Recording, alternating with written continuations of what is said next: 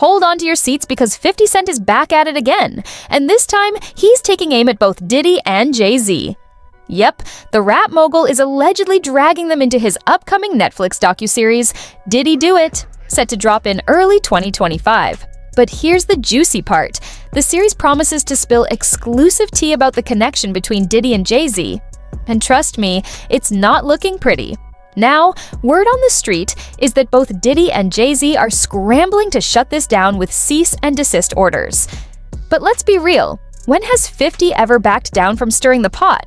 If this series sees the light of day, it's going to be explosive. Speaking of, in particular, Netflix docuseries that you've been working on, Diddy Do It. Right. You've been saying for years that you feel you knew Diddy's character. Right. Yet you said you weren't a part of that lifestyle. You weren't going to the parties. So what makes you so absolutely sure that these kinds of allegations that we've seen against him are true? Well, I'm surprised by the allegations, as surprised as everyone else is. Like, I didn't make the allegations. I didn't tell people to say these things. It comes out, I see it in the news like everyone else. But I did feel uncomfortable with the way you represent the idea of going to these projects. To come party with me. Yeah. And then that swayed me away from it. Just that alone. So you didn't realize as much stuff was coming. Like when I seen today, it was allegations of 3 men that said he drugged them and it's a long time, to be honest with you. Like when people don't remember being violated for 20 years, it makes me feel a little hard. What are your thoughts on the allegations against JayZ? That was interesting. When I was saying things, not knowing exactly what I was saying, but I was going with like, where's Jay at? He's mad quiet. Like while the Puffy thing was going on. But it's obvious now that his team was being made aware that he was in those allegations also. You know, so I hope it works out, because with his family, the things that go on internally is that those accusations. 50 Cent's docuseries, announced in December 2023, is reportedly nearing completion, according to insider reports. 50 Cent has stated that his series won't delve into the current gossip, but will instead shed light on the inner workings of Diddy's alleged criminal enterprise. Netflix released a statement emphasizing the depth of the project. This is a story with profound human impact, weaving a complex narrative that spans decades. It goes beyond the headlines and brief clips seen so far. We are committed to giving a voice to the voiceless and delivering authentic, nuanced perspectives. And you don't throw out allegations, but like you kind of poke fun at them. You just ask questions. You're not worried that it comes back your way? Like people dig up your past and try to pull stuff up? I don't got that shit in my past. I'm not. Everybody got a little bit. Look, like, it's real enough. I took a pill, but it was for me to perform better. Or to remember, buddy. I didn't fucking give her a drink so she forget what the fuck happened. What the fuck is going on here, bro? Yes, I took the drink. I gave me the fucking drug to perform. So she can remember and possibly love me for that. Did it work? What the fuck? Yo, bro, look, I'm doing pretty good. Like, I'm pretty good. You know what I mean? Like, but I'm just saying, this is the opposite of normal shit that we're talking about, bro. That is why. I don't know why it's so hard for people so just for to people to feel like you would have something, or you would have reserved energy because you feel like you was doing it too. This is people that are looking on separation between their hardships or their the things that they got going on that would be issues, and what a celebrity's issues would be.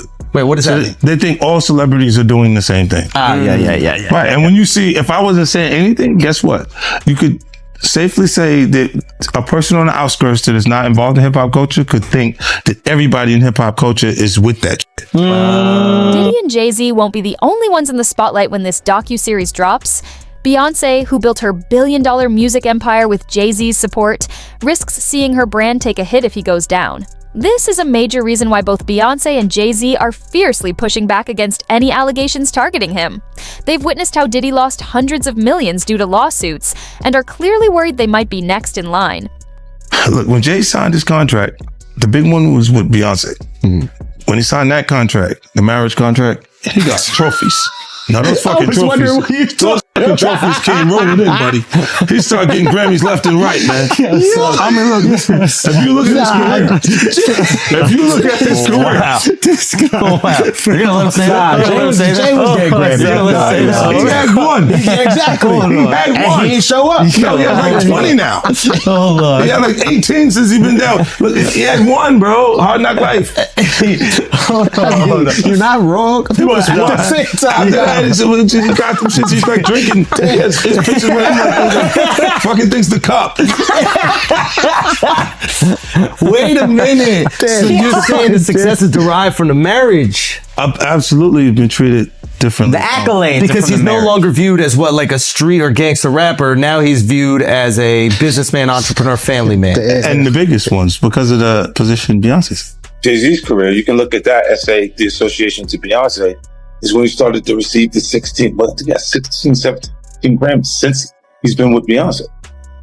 Right? And you go, prior to that, one.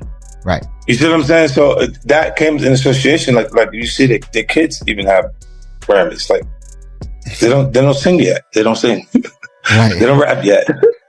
And they already have Grammys and shit. So it's like they give them this trophy so we secure that they're coming to the award show. It meant that much to the culture that they just gave them. On December 9th, a civil lawsuit was filed against JayZ following months of speculation about his alleged involvement with Diddy. Court documents and the lawsuit's details appear to confirm what many had suspected. Diddy wasn't acting alone, and JayZ allegedly played a role in his international sex trafficking operation. The lawsuit claims that JayZ was involved in the assault of a 13-year-old Jane Doe alongside Sean Diddy Combs at an after-party following the MTV Video Music Awards in New York City. Reports suggest that 50 Cent's documentary will unveil details of hundreds more victims spanning multiple decades. There's an accusation about JayZ and Diddy and a teenager, 13-year-old teenager. Right. And we were speaking about just the statement. Right. The statement, you were saying you felt like that was calculated. That was, that the statement is something from, you can tell it was written by a lawyer. Mm-hmm. Because there's a point where it kind of gets aggressive. He says, you're going to find out. Like, how I'll handle this. And that's an attorney want to be combative with another attorney. That's not like your publicist wouldn't say those things. This is on your put that out. This is on 50? Yeah, it says I don't know what's going on, but are we still going to have the Super Bowl? I'm just asking for a friend. Yeah, I'm asking for Kendrick. You know, I'm just trying to figure out if we're still doing everything the way. Because look, they will fall back, but they the NFL, they won't necessarily be associated to that. Right. Why do you not insert yourself, but you're on top of every topic, right? Yeah. I'm just watching. I'm participating. I'm being part of culture. I'm just telling my opinion. Right. Look, because you're part of the culture. Like I can't say anything now. I'm out of it. I'm like I'm going to Dre's studio and just sit with Dre a little. Right. And then, maybe I stay out of trouble. Nah. After the lawsuit against JayZ was filed, he responded by suing both the victim and the lawyer pursuing the case, attempting to have the trial dismissed. JayZ claimed he was being blackmailed and insisted the allegations were baseless. However, Judge Annalisa Torres ruled that the case would proceed to trial, rejecting JayZ's dismissal request. The judge even remarked that JayZ's efforts to derail the case were futile and a waste of time. Federal judge has ruled the woman alleging she was raped by JayZ and Sean Diddy Combs can remain anonymous. The woman says both men raped her at a party when she was 13 years old. JayZ's legal team had fought to get the case dismissed, arguing his accuser should have to reveal her name, but the judge disagreed. ABC's Morgan Norwood has the latest. A legal victory for the woman who is suing JayZ for allegedly raping her when she was 13. A federal judge ruling the woman can proceed with the case while remaining anonymous, at least for now. But the judge also chastising the lawyers representing JayZ, accusing them of trying to fast-track the judicial process by repeatedly filing motions to reveal the identity of the Jane Doe to have the case dismissed. The judge writing in a 5-page brief that the Carter's lawyers' relentless filing of combative motions containing inflammatory language and ad hominem attacks is inappropriate, a waste of judicial resources, and a tactic unlikely to benefit his client. The court will not fast-track the judicial process merely because the counsel demands it. This latest legal twist coming after the recently filed civil lawsuit by Jane Doe, claiming that JayZ, whose real name is Sean Carter, and P. Diddy, drugged and raped a 13-year-old girl at an after party after the MTV Music Awards in 2000 while an unnamed celebrity watched. JayZ has vehemently denied all the allegations, putting out this statement 2 weeks ago, writing in part, "This is a blackmail attempt." The multi-platinum artist, who was 30 at the time, now a business mogul with decades of hits to his name, with songs like Run This Town. His attorneys have denied everything about Jane Doe's account and pointed to some alleged inconsistencies in her story. It's not just that this story is a lie and that it's not true. It's provably, demonstrably false. This never happened. The judge writing that while Jane Doe can remain anonymous for now, she may be required to reveal her identity at a later date to allow JayZ's lawyers to collect facts necessary to prepare for trial. Oftentimes, when someone is accused of a crime like this, the accuser doesn't want to be named. And if they are forced to be named, we have seen certain people decide to drop the lawsuit altogether. Morgan Norwood, thank you. And Tony Busby, the lawyer representing JayZ and Diddy's accuser, says in a statement to ABC News, quote, "I will say that the coordinated and desperate efforts to attack me as counsel for alleged victims are falling flat. We won't be bullied or intimidated." And we did reach out to JayZ and his team, but did not get a response. Interestingly, it seems Beyoncé might also get implicated in JayZ's lawsuit. The victim's statement references an unnamed female celebrity who was present during the alleged assault and failed to intervene. Reports suggest this celebrity could be Beyoncé. Additionally, other victims have claimed to have seen both JayZ and Beyoncé at Diddy's infamous freak-off parties. This raises the possibility that we might finally witness some high-profile arrests. Say about JayZ, the artist, the businessman. Well, the complaint begins. Defendant Sean Combs, along with his longtime friend and collaborator Sean Carter, drugged and raped a 13-year-old girl at an after-party following the 2000 Video Music Awards. Another celebrity stood by and watched as Combs and Carter took turns assaulting the minor. Many others were present at the after-party but did nothing to stop the assault. Combs had been allowed for years to conduct himself in this manner without any consequences. He believes he is above the law. He is not. His close friend Sean Carter has been with Combs during many such instances described herein. Both perpetrators must face justice. So that seems to suggest that Sean Carter, JayZ, was not only present or participated in this alleged, what is essentially a crime, but for other instances. And that's really interesting. That's why I bring up this idea of, could he be hit with more lawsuits if you take these allegations as true? Now, the complaint goes on to say, Combs and Carter were not simply occasional collaborators in the music industry. The two men developed a close friendship that has been well documented from the late 1990s to the present. Together, they attended countless music industry events for each other's business ventures, parties, and after parties. Indeed, the two are apparently so close that Combs stated in 2023 that Carter is the only person, other than Combs' mother, who is allowed to call him by his legal first name of Sean. In 2000, near the height of their fame, power, and influence, Combs and Carter attended the 2000 Video Music Awards in New York City.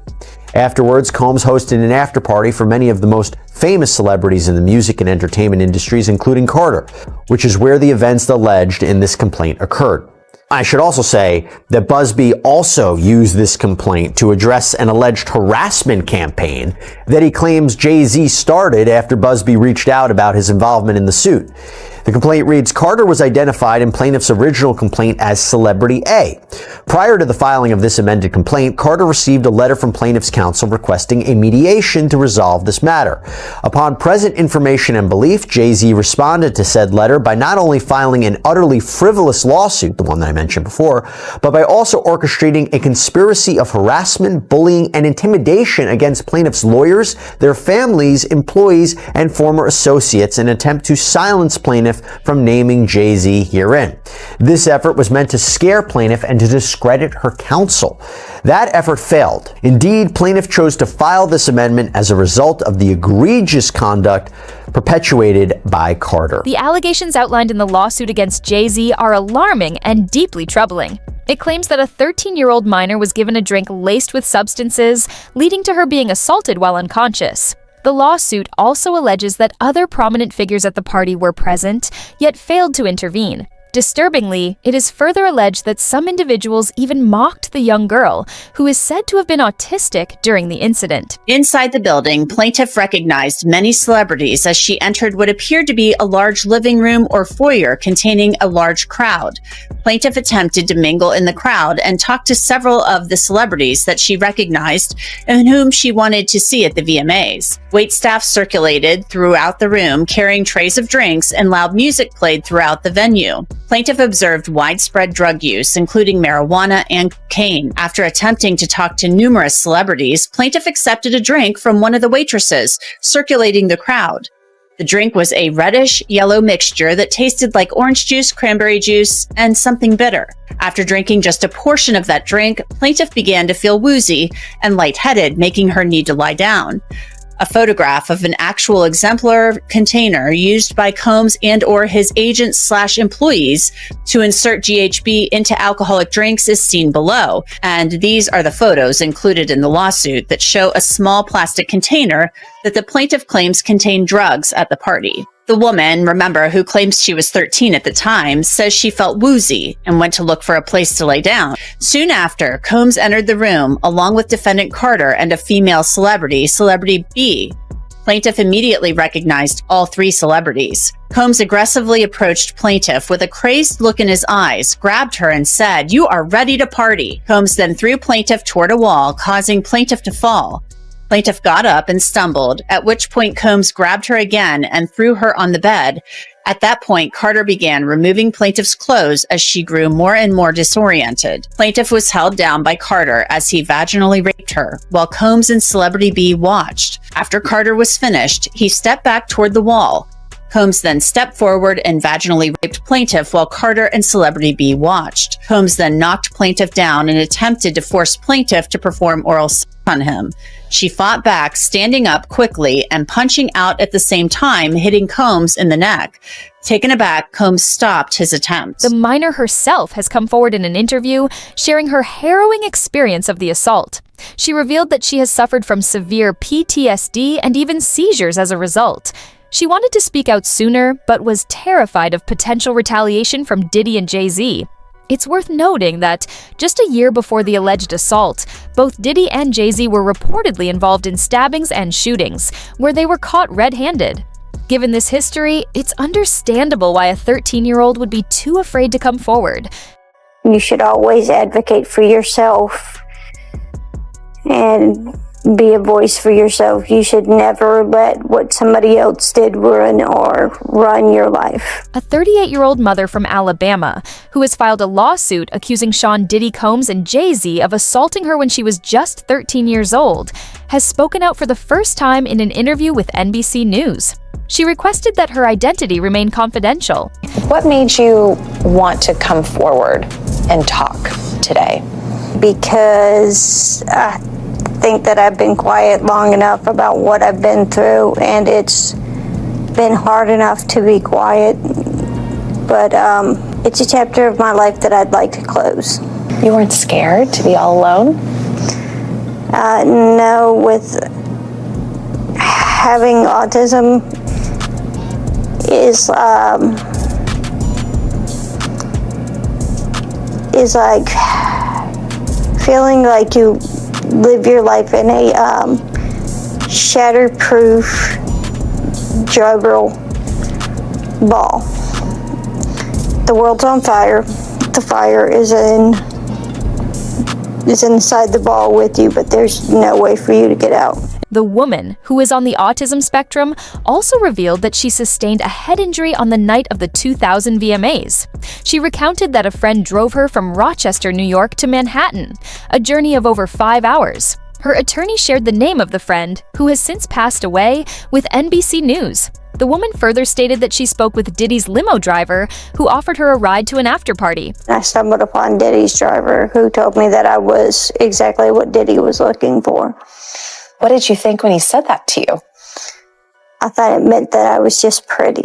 She mentioned arriving at a White House, where she had a conversation with musicians Benji Madden and his brother. I'm talking to Benji Madden about his tattoo, because, I have about his tattoo that's the Last Supper, because I have religious background, so it was just something to talk about. At the after party, she claims she was given a drink that made her feel disoriented.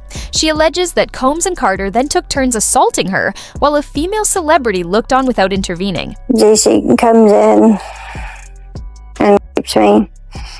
He at that point, I was fighting, trying to get away from him, and he put his hand over my mouth and told me to stop it, cut the. After the alleged assault, she says she fled to a gas station where she called her father. He came to pick her up and drove her home. We rode home in silence. He didn't ask me what happened. He didn't ask me what I did or where I was. Diddy is fully aware of the gravity of the allegations against him and reportedly offered $50 million as bail to secure his release. His legal team even proposed putting up his house as collateral. However, the judge denied the request, citing Diddy's potential danger to the public. According to the judge's ruling, Diddy poses a significant threat to both victims and witnesses, making his release unacceptable.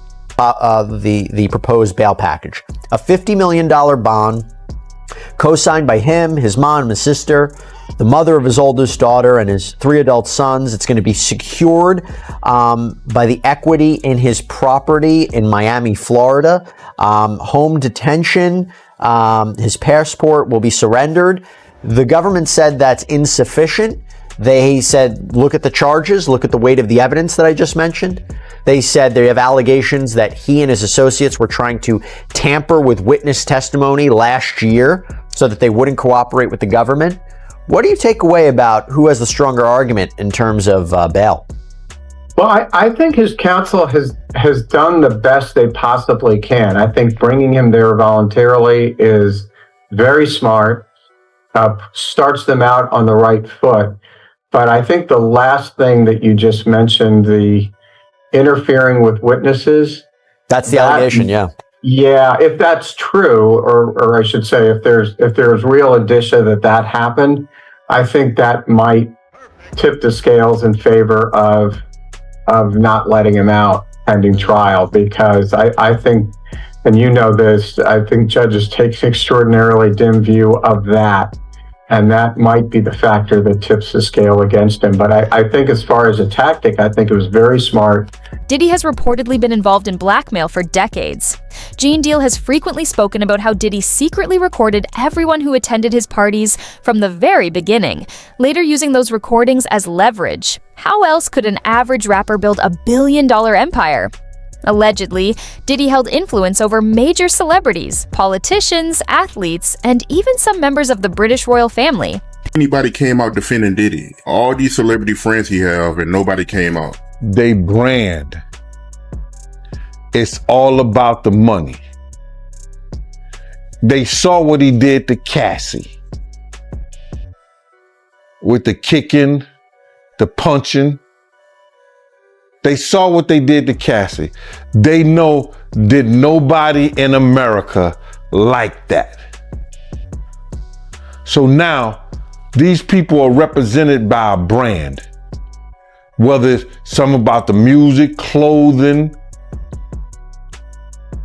movies. They're not gonna come out and speak on nothing that has anything to do with them. And they praying that they not on the tape. Doing crazy stuff, being oiled up in the whole 9 yards.